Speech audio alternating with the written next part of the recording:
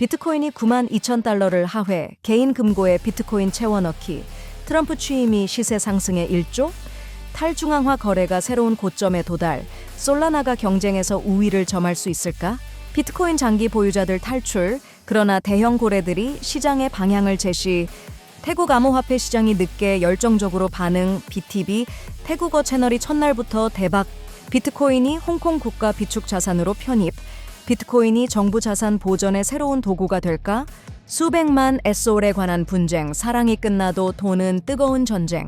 암호화폐로 세상을 재측정하고 24시간 동안 부의 비밀번호를 파악하여 함께 천천히 부자가 되어갑시다. 12월 31일 화요일 비트코인TV 한국어 채널 마이클입니다. 우선 먼저 재능, 자본, 꿈의 비약을 슬로건으로 하는 MFT가 후원하는 24시간 코인 시장 데이터 헤드라인을 살펴보겠습니다. 비트코인은 12월 17일 18,365달러의 최고치를 기록한 후 지속적인 조정을 겪고 있습니다. 어제 밤 11시경 강력한 매도 압박을 받으며 92,000달러 아래로 떨어졌고 최저 91,540달러까지 하락했습니다.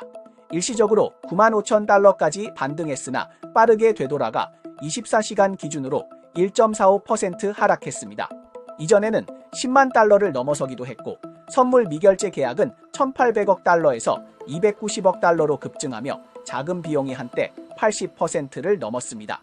현재 비트코인은 이전 상승 열풍을 소화하고 있습니다. 역사적인 패턴에 따르면 빠른 매수 후 단기 조정이 이루어지며 이후 강세장이 이어질 가능성이 높습니다. 크리스마스 휴일 동안 거래량이 적었고 거래자들은 이제 새해 어떤 자금 흐름이 들어올지 가격 상승을 재점화할 수 있을지에 관심을 두고 있습니다. 비록 단기적인 변동성은 존재하지만 비트코인의 장기적인 전망은 여전히 긍정적입니다. 거래소의 순유입 및 보유 비율은 약 부담 0.025로 이는 비트코인이 거래소에서 인출된 양이 입금된 양보다 많음을 의미합니다. 사용자는 단기 거래보다는 장기 보유를 선호하고 있습니다. 이는 거래소의 공급을 줄여 일반적으로 가격 상승을 유도합니다. 트럼프의 취임이 가까워짐에 따라 유동성 회복이 빠른 가격 반등을 일으킬 수 있습니다. 2020년 12월부터 2021년 2월까지의 유사한 주기에서는 유동성 유출과 가격 조정이 동시에 일어나면서도 네트워크 성장은 영향을 받지 않았고 이후 가격은 빠르게 회복되었습니다. 현재 네트워크 성장이 여전히 긍정적인 신호를 보이고 있고 가격이 더 이상 하락하지 않으면 유동성 회복이 새로운 상승 랠리를 이끌 수 있습니다. AI 열풍 속에서 솔라나는 아이밈의 최우선 선택이 되었습니다. 지난 7일 동안 솔라나에서의 스테이블 코인 USDT와 USDC의 유입액은 4억 2,500만 달러에 달하며 베이스에서는 7,500만 달러에 그쳤습니다. 디필라마의 데이터에 따르면 12월 동안 탈중앙화 거래소의 월간 거래량은 4,620억 달러에 달하며 이는 역사적인 최고치를 기록했습니다. 현물 거래량은 3,200억 달러를 돌파했습니다. 유니스왑은 이번 달 1,030억 달러의 거래량으로 1위를 차지했고 판체크스왑과 소라나의 레이디움이 각각 2위와 3위를 차지했습니다.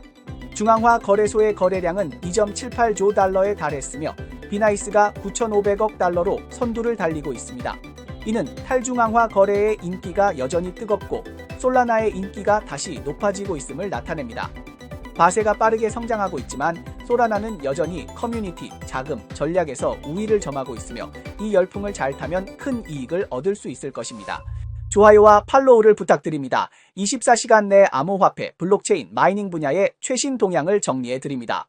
어제 비트코인 가격은 한때 91,530달러로 급락했으며 마치 크리스마스 연휴를 미리 맞이한 것처럼 보였습니다.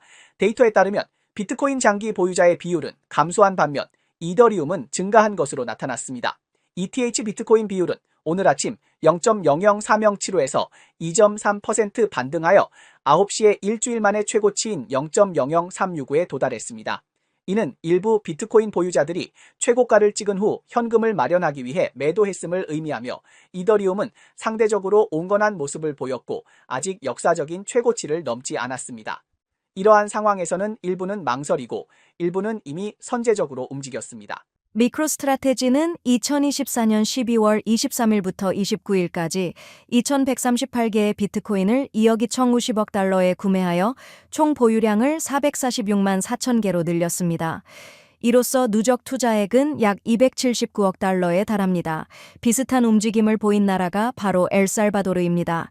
이 나라는 IMF와 14억 달러 규모의 거래를 체결한 후 하루 만에 100만 달러 상당의 비트코인을 매입했고 12월 22일에는 다시 한번 비트코인을 구매했습니다. 현재까지 엘살바도르의 비트코인 보유량은 6,000.77개이며 국가 재정 자산은 5억 6,930만 달러입니다. Is really a significant moment for Bitcoin adoption because rather than just buying and holding the asset, this next stage is all about creating a new margin framework for Bitcoin so that you can amplify your returns. Being able to hedge positions and make leveraged bets is a big draw both to retail and to institutions. 비트코인 현물 ETF는 다시 큰 손실을 기록했으며 2억 8,700만 달러가 유출되었습니다. 유럽과 미국의 연유로 인해 시장의 자금이 긴축된 상태로 보이며 아직 회복되지 않은 것 같습니다. 만약 자금 유출이 지속된다면 비트코인 가격은 다시 하락할 가능성이 큽니다. 현재 비트코인에 대한 우려가 커지고 있으며 이러한 위험 회피 심리는 당분간 지속될 수 있습니다. 한편 연준은 현재 딜레마에 빠져 있습니다. 9월 이후 3차례 금리를 인하했지만 금융시장은 여전히 긴축적인 상황입니다. 앞으로 몇 주 동안 비트코인은 또다시 추락할 수 있지만 이는 우리가 저가 매수할 수 있는 좋은 기회입니다. 공급의 부족은 여전히 장기적인 호재이며 현재 시장 조정은 레버리지의 탈락전 같고 큰 상승장 불마켓의 흐름은 여전히 견고합니다. 엄격히 금지에서 열렬히 환영으로 태국 정부는 반년 동안 암호화폐에 대한 태도를 크게 변화시켰습니다. 데이터에 따르면 태국의 64세 인구 중 5명 중 1명이 암호화폐를 보유하고 있으며 이는 전 세계에서 가장 높은 비율입니다. 또한 30세 이하와 30세 이상 투자자가 각각 절반씩 차지합니다. 심지어 불상도 암호화폐 보호 부적이 되었으며 400바트의 가격을 자랑하는 제품은 이미 12만 개 이상 팔렸습니다. 이러한 배경 속에서 우리 태국 채널이 설립되었으며 불과 한 달 만에 눈에 띄는 성과를 거두었습니다. 지난 28일 동안 해당 채널의 성과는 눈에 띄게 향상되었습니다. 구체적으로 채널은 31,665회의 조회수를 기록했으며 이는 지난 28일간의 평균 대비 큰 성장을 나타내며 증가율은 999%를 초과했습니다. 동시에 시청시간도 2,378.7시간에 달하며 역시 999% 이상의 성장을 기록했습니다. 구독자 수면에서는 채널 구독자가 1,038명이 증가했으며 그중 도제코인 관련 영상의 조회수는 8,305회였습니다. 태국 암호화폐 시장은 처음에는 미온적이었고 2013년의 글로벌 열풍 당시에는 시작되지 않았습니다. 그러나 2017년 비트코인의 급등은 투자자들의 주목을 받게 했습니다. 2018년 태국 증권거래위원회는 규제 조치를 발표했으며 시장은 점차 형성되었습니다. 2019년에는 SEC가 여러 거래소 라이센스를 승인하여 시장의 안전성과 질서를 높였습니다. 태국 중앙은행은 디지털 화폐 발행 및 응용을 적극적으로 탐색하며 대중의 암호화폐에 대한 신뢰와 수용을 더욱 강화했습니다. 이제 태국 암호화폐 시장은 초보자에서 디지털 세계의 스타로 성장했습니다.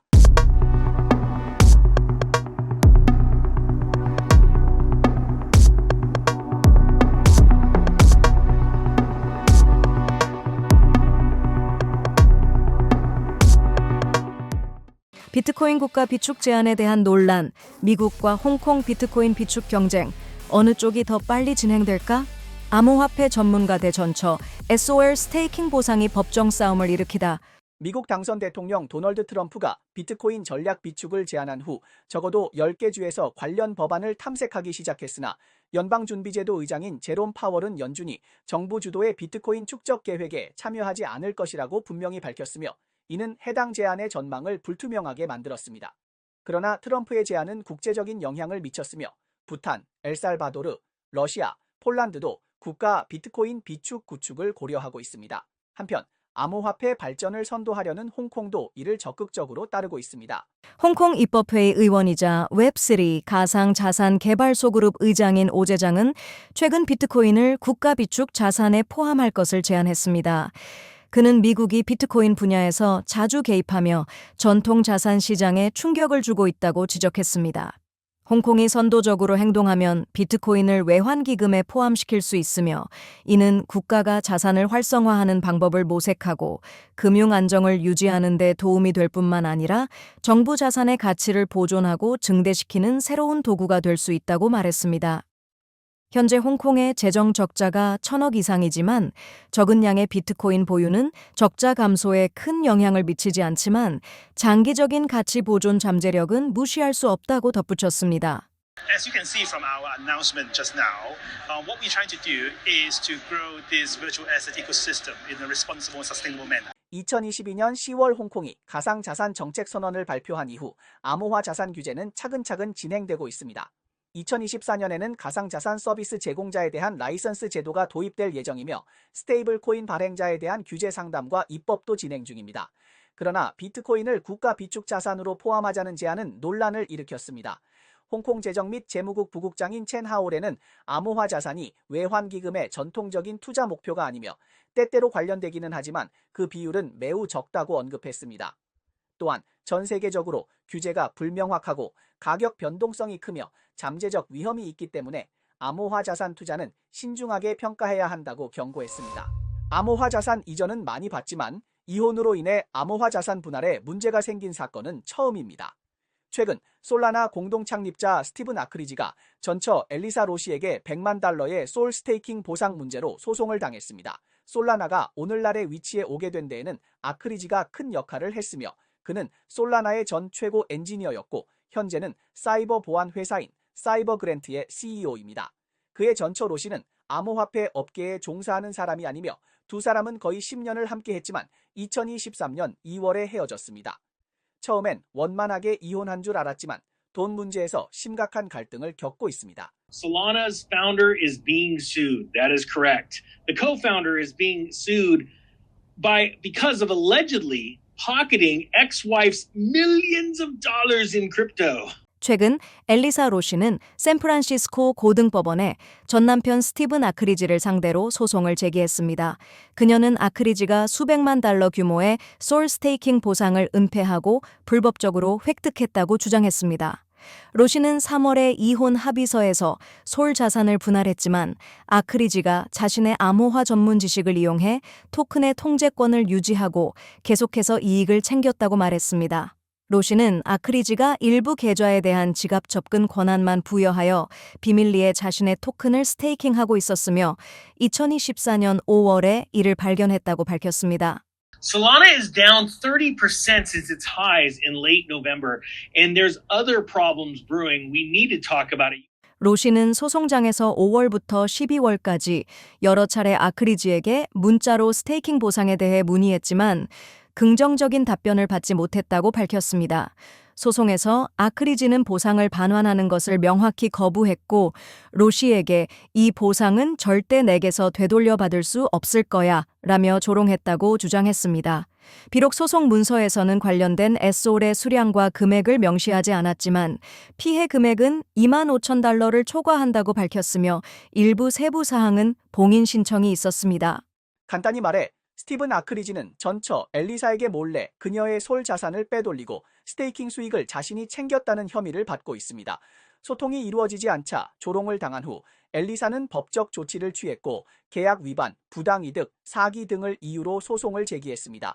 파일에는 구체적인 금액은 언급되지 않았지만 엘리사는 관련 자산이 수백만 달러에 달한다고 주장하고 있습니다. 참고로 솔은 지난달 최고점을 찍었으며 올해 상승률은 80%를 넘었습니다. 이 사건은 암호화폐 자산 관리 규범에 큰 경고를 울리고 있습니다. 미국 대통령 조 바이든은 2025년 1월 9일을 기해 모든 연방정부 부처와 기관을 폐쇄하라는 명령을 내렸으며 이는 29일에 사망한 미국 39대 대통령 지미 카터에 대한 경의를 표하기 위한 조치입니다. GMGN 시세 데이터에 따르면 솔라나 체인에서 운영되는 AI 기반 VC DAO 토큰 I16Z의 시가총액이 16억 달러를 돌파하며 역사적 최고치를 기록했습니다. 24시간 동안의 상승률은 21.39%입니다. 아캄 데이터에 따르면 그레이스케일은 현재 약 66.2억 달러 규모의 이더리움을 보유하고 있으며 이는 현재 가장 큰 ETH 기관 보유자입니다. 일본 상장 기업 메타플래넷은 2024년 주식시장 수익률에서 1위를 기록했으며 시가총액 성장률도 1위를 차지했습니다. BTC 보유량은 1,761개에 달하며 이는 세계에서 15위에 해당하는 BTC 보유 기업입니다. 2017년 이후 처음으로 흑자를 예상하며 거래량은 연평균 388배에 증가했습니다. 아르테미스 데이터에 따르면 지난 7일 동안 베이스 네트워크에 1억 614만 1,600달러가 순유입되어 1위를 기록했습니다. 솔라나 네트워크는 316만 달러 순유입으로 2위를, 폴리곤 포에스는 97만 달러 순유입으로 3위를 차지했습니다. 네, 저 이상이 오늘 방송의 주요 내용입니다. 저희 채널은 주로 암호화폐, 블록체인, 채굴 업계에 가치 있는 뉴스를 보도하고 있습니다. 뉴스 외에도 심도 있는 특집 보도를 제공하고 있습니다. 채널이 유익하다고 생각되시면 공유와 팔로우 해주세요. 또한 회원이 되어 함께 성공해 자산을 늘려봅시다. 그럼 내일 또 만나요.